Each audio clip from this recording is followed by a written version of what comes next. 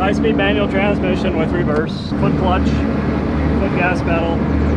Steering, these are always forward, so it's not like a Bobcat, it's not hydrostatic. And as you pull, like I show you here on the road, as we pull the right lever back, it's going to clutch the right side, and then proportionately, the harder you pull that back, it brakes the right side and we turn. Okay. So steering is real simple. I mean, you can do it with one finger, point your direction and go.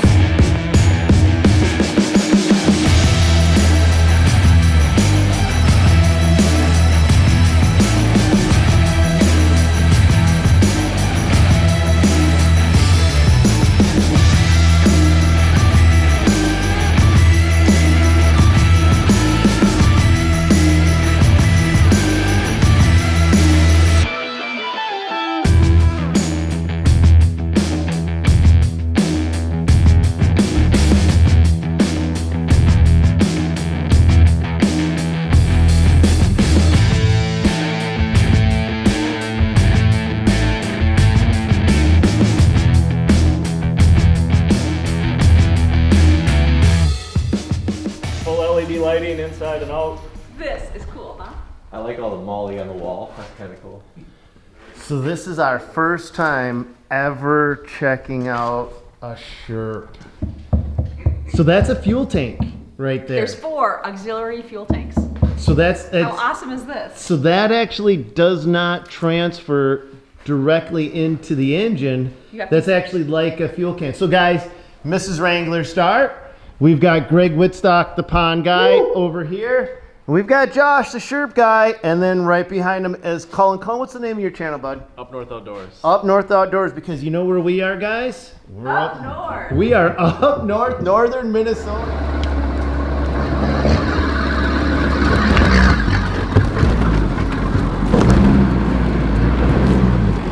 All right, you guys, let's find out. Hey, Josh, do you think that you can go right through that grove of trees up onto the rock pile right there? Ready when you are, Josh!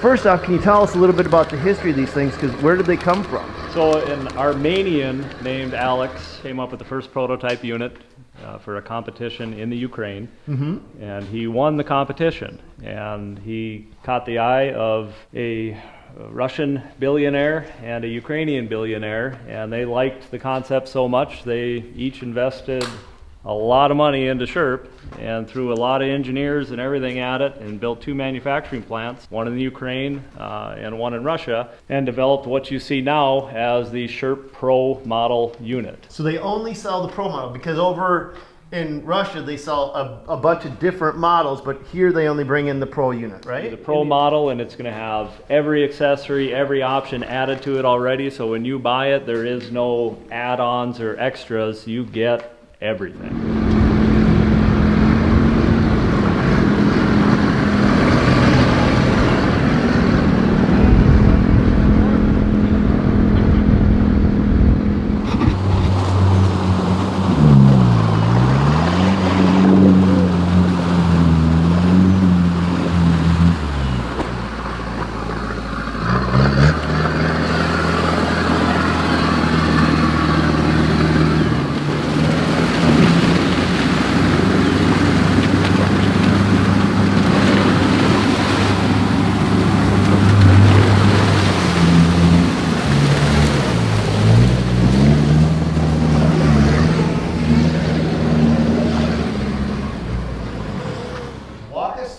What this is, because I know one of the things that I've learned just from my initial conversation with you is these tires are proprietary. Yep. And they run on three pounds. Correct. Max PSI in the tires is only 3 pounds.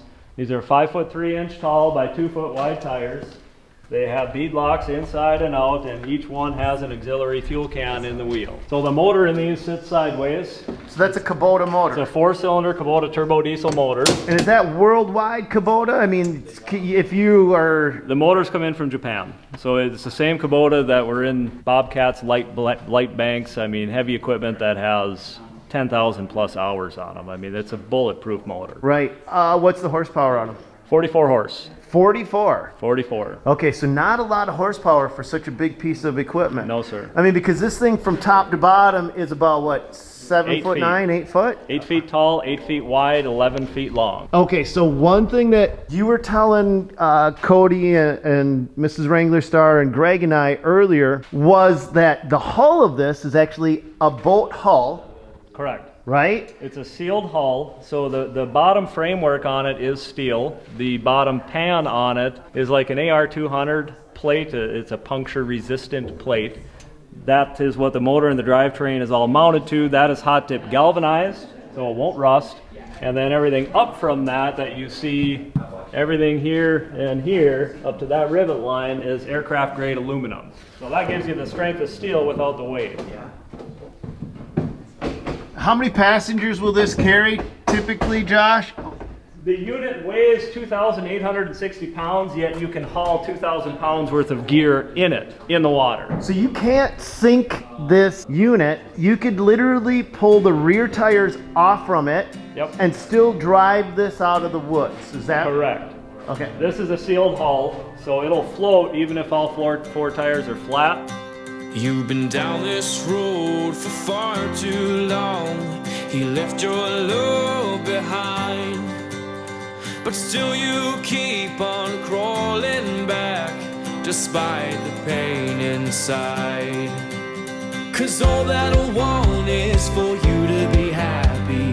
Give me a chance to show that you can be. Well, open your eyes and you'll see the way I see. 'Cause all that I want is for you to be happy with me.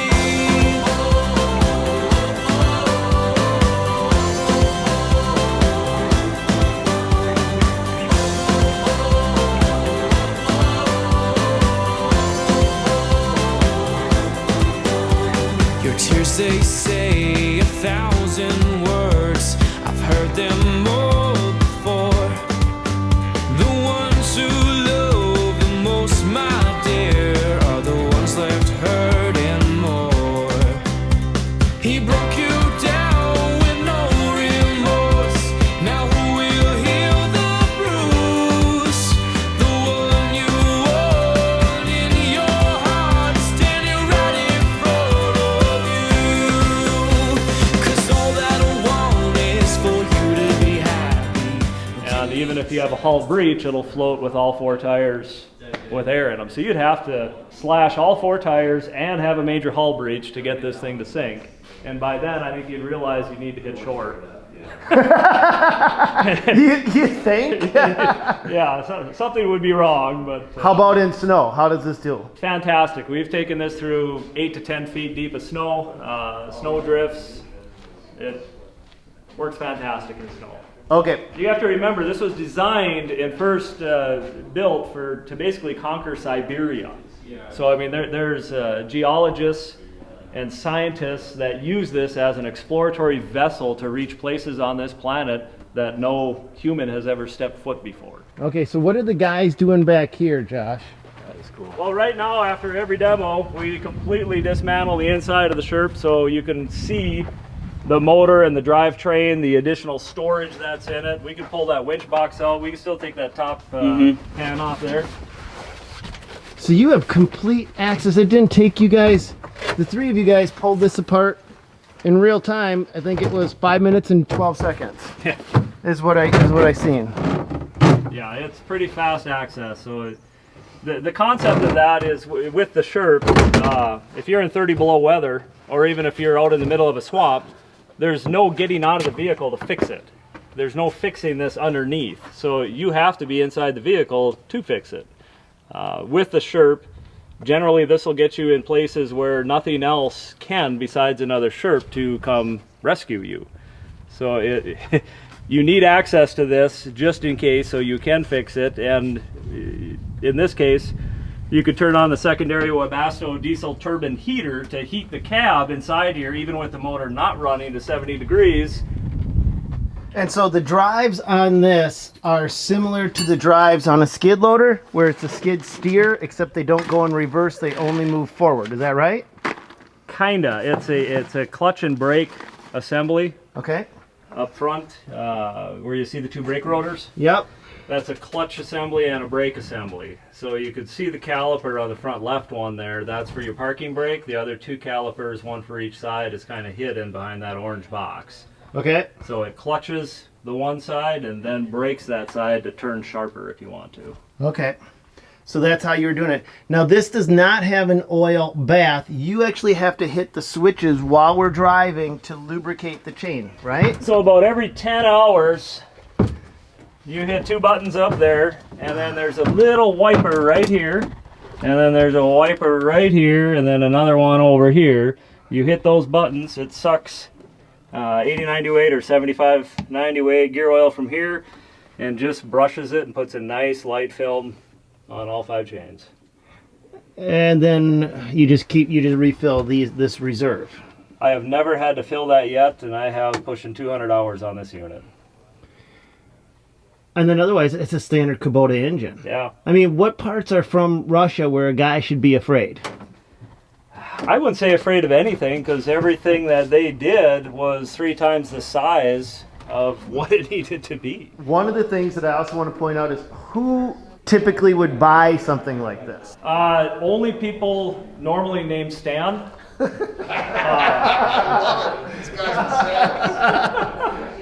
I want to actually plant the yeah. seeds so these guys can understand when you would want to buy this. We talked about the small business owner.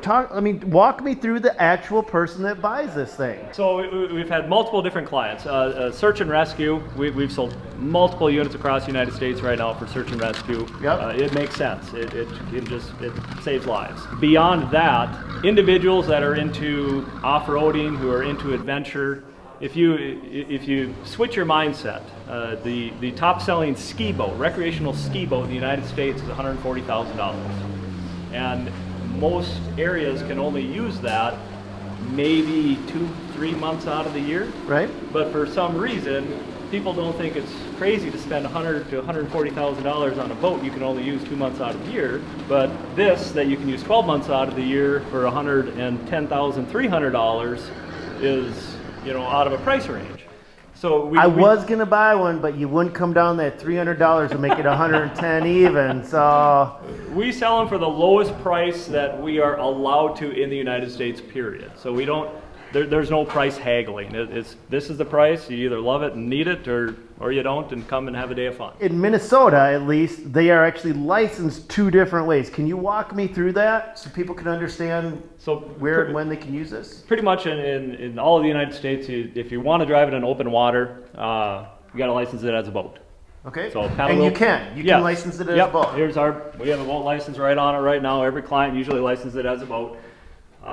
Paddle wheel propulsion, inboard motor, 11-foot long hull, it checks all the boxes. Here in Minnesota and some other states, you'd have to check your local state laws, but any frozen waterway, river, stream, creek, swamp, anything frozen, you're legal to drive it on.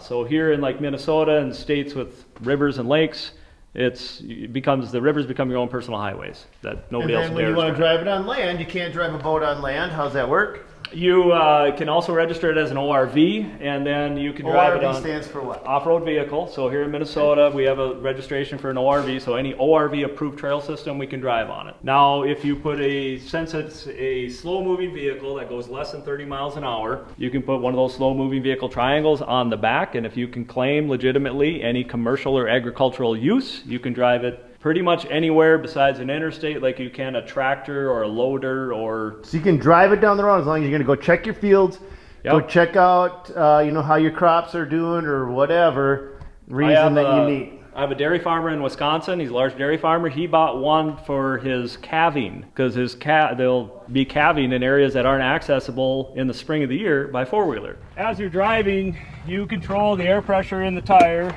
depending on the terrain you're on. So this little yellow valve right here, right behind the driver's side leg, you turn that sideways and that dumps the pressure out of the tires. Helps for easier access into the unit.